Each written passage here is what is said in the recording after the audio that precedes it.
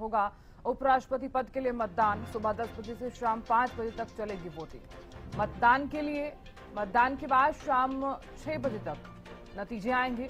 CP Radhakrishnan और B Sudarshan Reddy में मुकाबला होगा। एनडीए की ओर से सीपी राधाकृष्णन हैं उम्मीदवार और विपक्ष ने बी सुदर्शन रेड्डी को प्रत्याशी बनाया है। ये बड़ी खबर आपको बता रहे हैं। आज उपराष्ट्रपति पद के लिए मतदान होगा। सुबह 10 बजे से शाम 5 बजे तक वोटिंग चलेगी। मतदान के बाद शाम 6 बजे तक नतीजे आएंगे। सीपी राधाकृष्णन और बी सुदर्शन रेड्डी में मुकाबला होगा। एनडीए की ओर से सीपी राधाकृष्णन हैं उम्मीदवार। विपक्ष ने बी सुदर्शन रेड्डी को प्रत्याशी बनाया है। आज उपराष्ट्रपति पद के लिए मतदान होगा। ये बड़ी खबर आपको बता रहे हैं। सुबह 10 बजे से शाम 5 बजे तक वोटिंग चलेगी। मतदान के बाद शाम 6 बजे तक नतीजे आएंगे।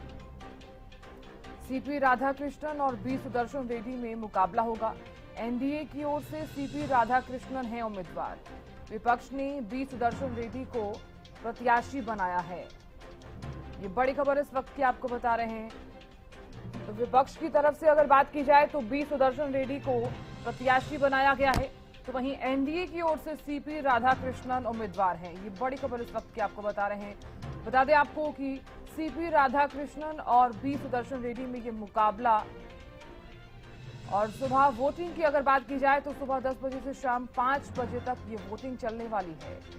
तो ये चुनाव काफी अहम माना जा रहा है।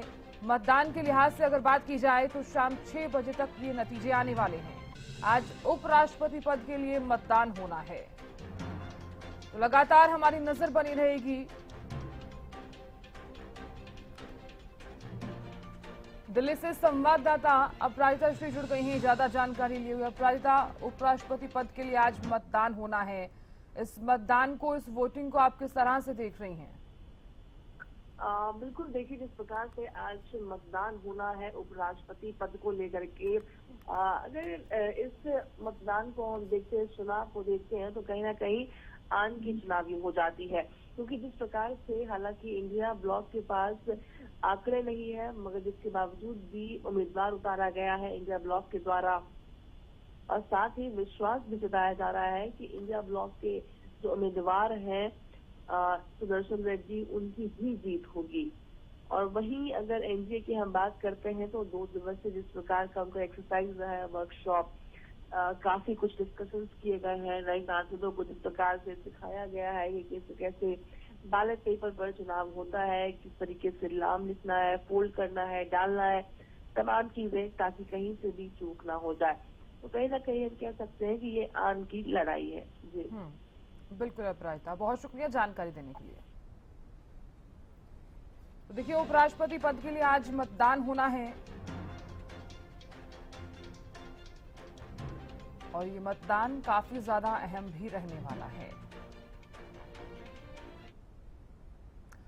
और चलिए कुछ अहम बातों का जिक्र कर लेते हैं। कौन है सीपी राधाकृष्णन? वर्तमान में महाराष्ट्र के राज्यपाल, झारखंड के भी राज्यपाल रह चुके हैं सीपी राधाकृष्णन। तमिलनाडु बीजेपी के अध्यक्ष भी रह चुके हैं। इसी के साथ ही कोयम्बटूर से 2 बार से लोकसभा सांसद रह चुके हैं। आरएसएस और जनसंघ के सदस्य रहे। ओबीसी समाज से ताल्लुक रखते हैं। तमिलनाडु के रहने वाले हैं सीपी राधाकृष्णन। वर्तमान में महाराष्ट्र के राज्यपाल हैं। झारखंड के भी राज्यपाल रह चुके हैं। तमिलनाडु बीजेपी के अध्यक्ष भी रह चुके हैं।